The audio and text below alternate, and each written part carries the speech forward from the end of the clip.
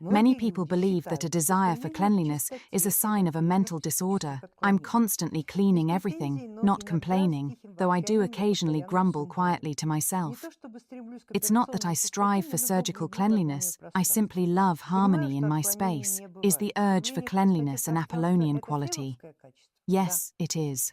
Or am I responding in this way to the call of the place, to invest my own time and energy in it?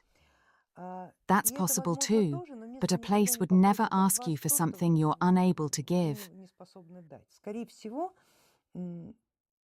Most likely, if this was a demand from the space, it recognized your essence and realized that you were a perfect match for it. You can give the space what it needs, and for you, that will be the fulfillment of your own nature. Or is it actually my vulnerability?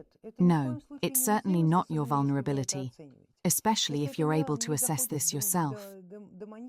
If it doesn't escalate to mania and isn't accompanied by a diagnosis, then such a desire for cleanliness is quite natural, especially if you realize that the space you live in is actually not so large. It's not vast. In fact, it's quite small. And to keep this space in tune with you, you need to care for it constantly, just as the little prince looked after his tiny planet. That would probably be my answer to you.